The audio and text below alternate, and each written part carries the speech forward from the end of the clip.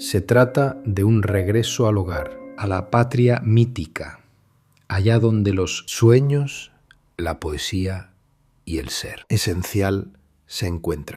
Necesitamos recuperar a nuestro otro yo, al ser nocturno, guarda el recuerdo de nuestros orígenes.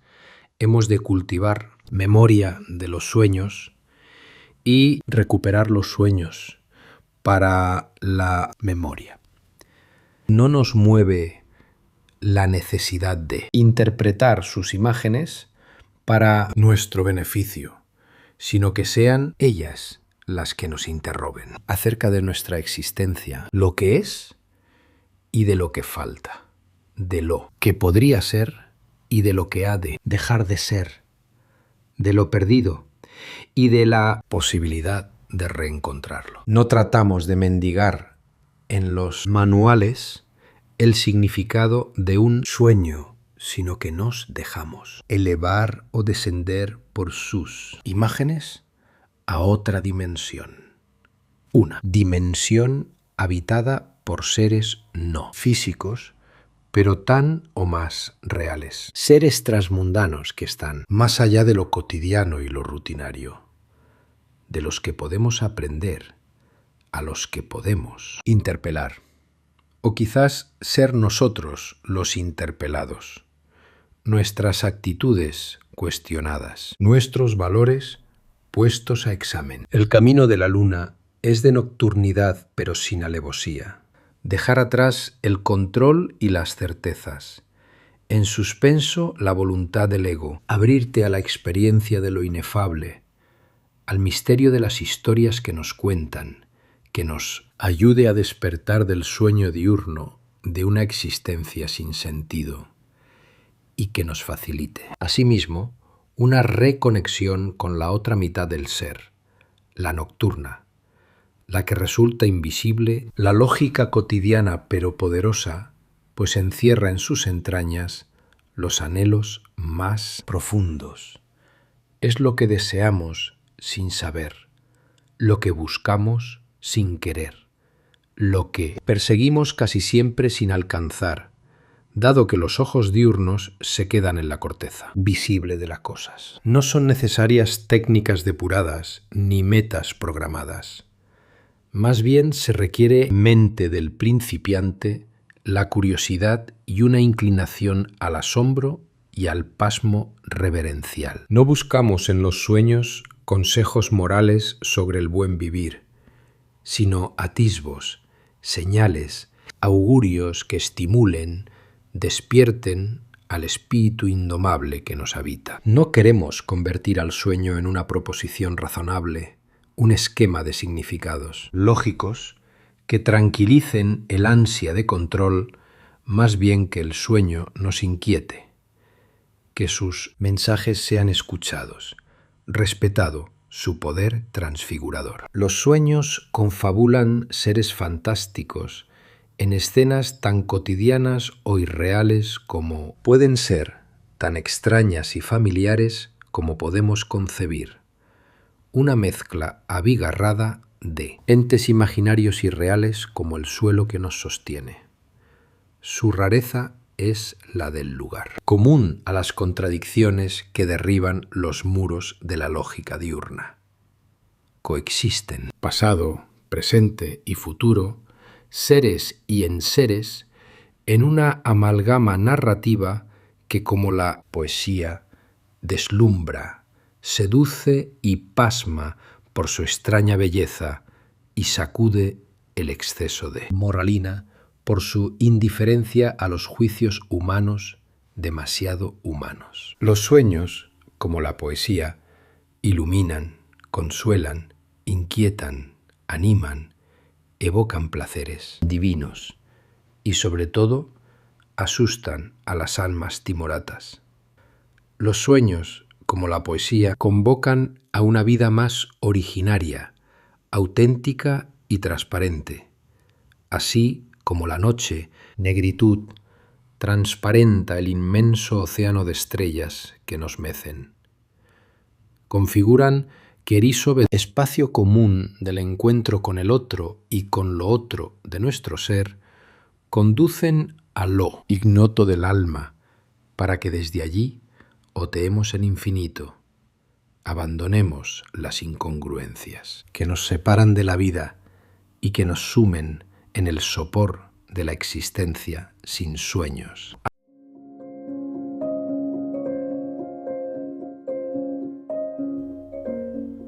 En cierta ocasión viene a visitarme una joven, a la que llamaremos Berta, de unos 30 años, una chica muy inteligente, que en aquellos momentos de su vida estaba muy motivada políticamente.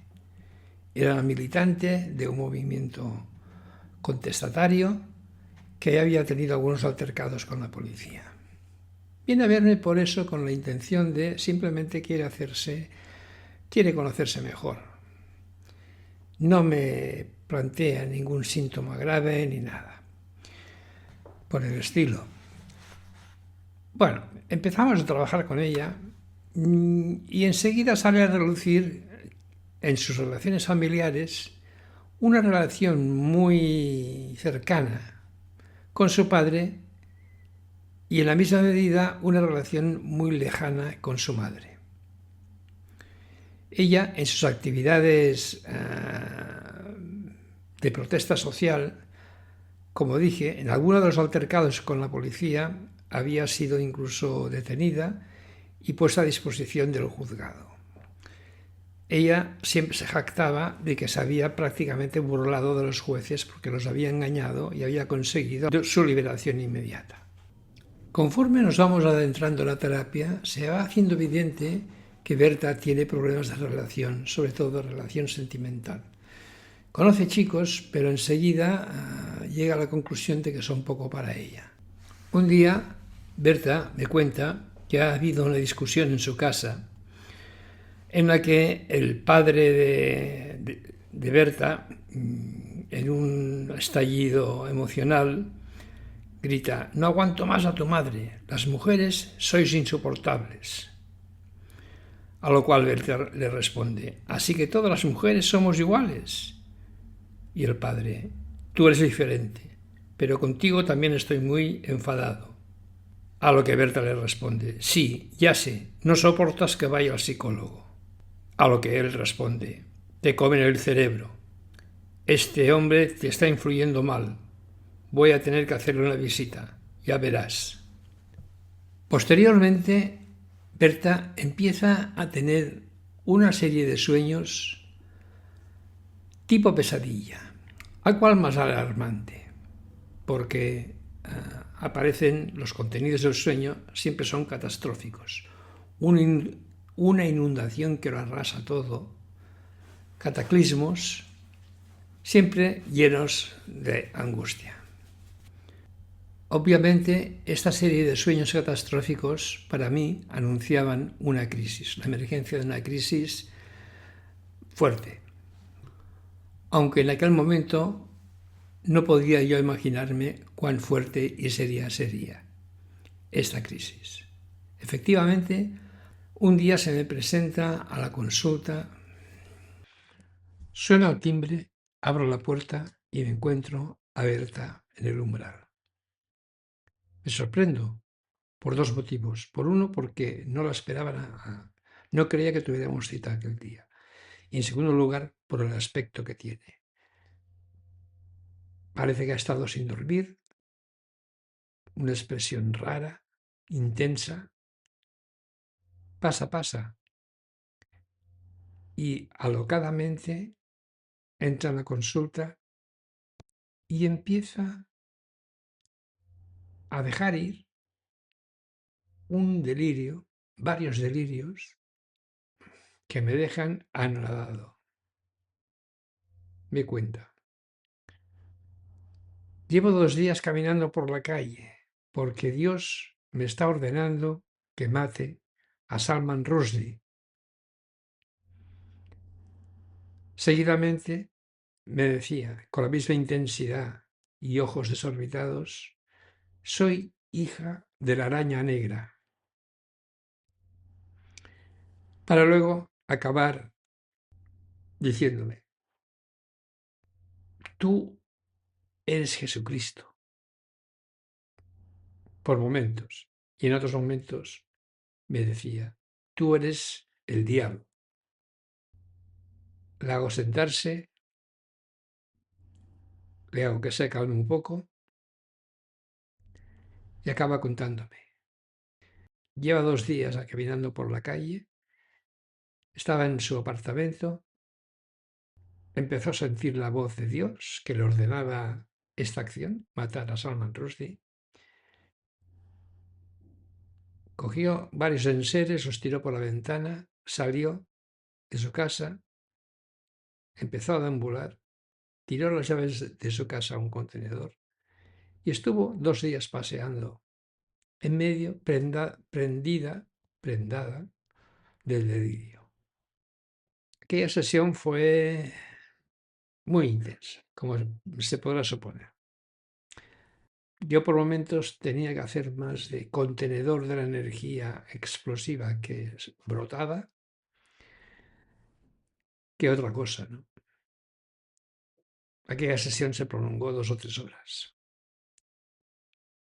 Mi única intervención, aparte de aquellas que llevaban a que se calmara y se contuviera, fue decirle, mira, el mandato de Dios de que has de matar a Salman Rushdie,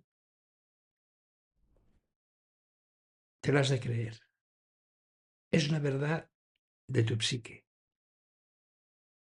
Ahora bien, el único error que puedes cometer ahí es entenderlo literalmente, que es lo que ella, por momentos, hacía.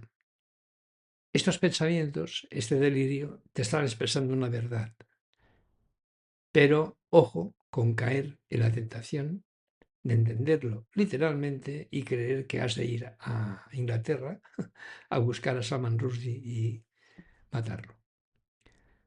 Bueno, a partir de ahí vinieron unas sesiones en las que ella, una vez un poco más calmada, empezamos a trabajar a fondo este delirio junto con nosotros, junto con el delirio de que ella era hija de la raya negra y el tercero que yo era ahora por momentos Jesucristo y por momentos el diablo.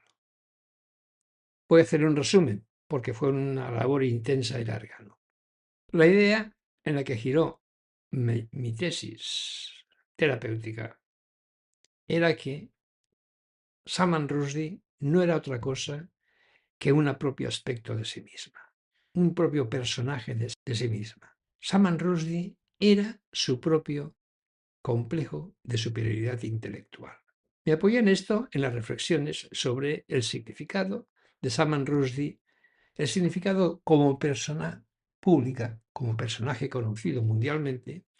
Era conocido por haber escrito una obra literaria, Los versos satánicos, en los que llevaba a cabo una parodia y una crítica feroz a la religión del Islam. Obviamente, esto por los países y pueblos musulmanes fue recibido muy mal, hasta el punto de que se dictó una fatwa. Una fatwa es una orden espiritual que combinaba a cualquier musulmán que la siguiera, si se encontraba con ese señor, podía matarle porque de ahí ganaba el paraíso. Obviamente esto creó una gran polémica pública, ¿no? Porque gran parte de Occidente se sintió solidario con Salman Rushdie, amparado por la libertad de expresión. Y por otra parte, los países musulmanes, todos enojados, muy enojados, por esta expresión de burla de su propia religión. Mi interpretación, mi posición, fue hacerle ver que este personaje público representaba una actitud colectiva que ella encarnaba en su vida y que era precisamente aquel complejo de superioridad intelectual que, en su caso, o en tantos otros, acababa revertiendo en problemas de relaciones, sobre todo problemas de relaciones con los hombres, en su caso, y con otros aspectos de su vida. Por otra parte, la historia de la araña negra era una historia que también fue revelándose a lo largo de aquellas sesiones en las que ella, un poco edípica la historia, en el sentido de que ella había tenido un vínculo y tenía un vínculo muy intenso con el padre y un vínculo aparentemente inexistente, muy distante y frío con la madre. Pero esto, en términos más emocionales, más inconscientes, la madre era la araña negra. Y también tenía que ver con una especie, diríamos, de imagen de lo femenino, materno, que en su fantasía era como si ella la había destruido también a su madre. Y se sentía mucha culpa. De esta culpa, de este sentimiento, en parte, había surgido tanto su necesidad de compensarlo desarrollando un complejo de superioridad, como su crisis actual en la que asumir que era hija de la araña negra y asumir que tenía que trabajar, superar aquel refugio en que se había convertido su complejo de superioridad, era la tarea urgente que la crisis ponía de manifiesto de un modo muy intenso. Bien, cabe decir que con el transcurso de aquellas sesiones, Berta mejoró mucho. Hasta el punto de que, tiempo después, un día nos encontramos y la chica había rehecho su vida, tenía una pareja y, bueno, en fin, había superado aquella tormenta tan grande en su vida. Lo cual me lleva a una especie de reflexión.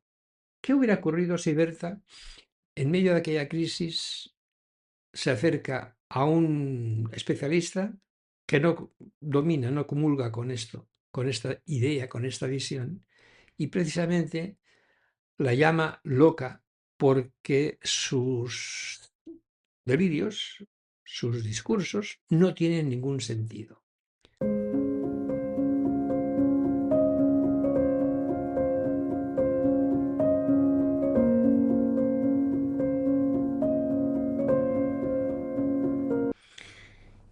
Si Berta, en ese estado, con estos delirios, acude a un médico o a un psiquiatra que no captan esta dimensión del alma, simplemente la diagnostican como esquizofrénica. ¿Por qué? Porque su delirio, su discurso es absurdo, irreal, desconexión con la realidad. Ya está. Por ello, critico la tendencia moderna de la psicología y la psiquiatría, racionalista y materialista, de medicalizar el sufrimiento, lo cual reduce conflictos humanos complejos a simples diagnósticos sanitarios. Las imágenes oníricas y los delirios, ambos producciones del alma, se resisten a ser diseccionadas mediante la lógica diurna o los manuales técnicos. Más bien exigen ser acogidos como mensajes autónomos del alma, que a menudo expresan un sentido que nos suena raro porque cuestionan nuestra propia existencia. Su sueño no encaja con el nuestro. Su discurso, aparentemente caótico, desafía la razón instrumental. Sus maneras y gestos abigarrados nos asustan. Quizás nos recuerdan el sinsentido oculto del juego social, del orden de la sensatez y del gesto políticamente correcto. Hubo épocas en que se pensaba la locura en términos de respeto y miedo. Los locos eran los enviados del Dios. Por su boca hablaban los oráculos. Por sus ojos extraviados asomaba un destello de lo desconocido, del más allá. Tenían su función social. El loco del pueblo, connotando así un reconocimiento, un estatus. Hoy los psiquiatras y psicólogos se han erigido en calidad de gestores de lo anormal, en normalizadores de la desviación social. Primero, mediante el internamiento en asilos, luego por medio de los psicofármacos, camisas de fuerza químicas que no sanan sino que controlan. Al loco no se le entiende y por lo tanto se le teme. Hoy quizás más que nunca, pues nuestra propia locura, la búsqueda obsesiva de seguridad que nos angustia, la compulsión al consumo que nos vuelve adictos, las ideas delirantes de los mensajes políticos que conforman una realidad unidimensional, revela el miedo que sentimos frente al otro o a lo otro, lo que escapa de la norma, sobre todo de la norma estadística. En su mayor parte, actualmente, los conceptos y los saberes y prácticas psicológicas constituyen un espacio de poder social, cultural y personal, que han ido conformando al sujeto contemporáneo, diseñando su vida, dictaminando no solo a la medida de los ánimos patológicos, sino al estilo de vida correcto, la ética y los valores. En un artículo muy interesante, La colonización psiquiátrica de la vida, sus autores, Iván de la Mata y Alberto Ortiz, denuncian lo que dominan la progresiva medicalización de la vida. Dicen, la psiquiatrización de la vida cotidiana está favoreciendo un proceso de aculturación en el que el dolor y el sufrimiento son descontextualizados de la biografía del individuo, del entorno social en los que se desenvuelven y son recodificados como problemas a los que les corresponde exclusivamente una respuesta técnica, sanitaria. El malestar pierde todo su significado y se normaliza en virtud de un diagnóstico y un tratamiento. La salud mental se convierte en la coartada individualizada frente a situaciones sociales injustas.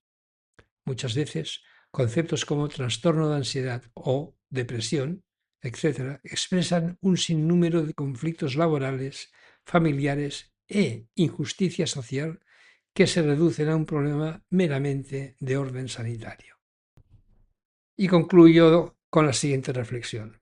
No es de extrañar que cada vez haya más locos que detentan el poder político y económico, los cuales reflejan bizarramente nuestro propio rostro. En ese sentido les debemos mucho, entre otras cosas, la oportunidad de mirarnos en el espejo de nuestro propio desatino, de un estilo de vida que amenaza con la locura ecológica, económica y militar, que cada día se adueña más del colectivo humano. Mas el loco, en su locura, apunta a una posible salida: hacer de la propia locura un acto de reflexión total. El lunático y el loco reflejan, como la luna, una luz que no es propia, pero que ilumina las tinieblas. El desatino de nuestro estilo de vida, que, como una pesadilla, nos confronta así con el tenebroso abismo que nos está esperando. Los delirios de Berta pueden ser considerados fruto de traumas, problemas personales o desequilibrios químicos, y también, y mucho mejor, como faros que intentan iluminar nuestros problemas, no solo de una vida personal, sino asimismo de una cultura, la nuestra, que, por ejemplo, se cree superior a las otras y que está destrozando a nuestra propia madre, la tierra.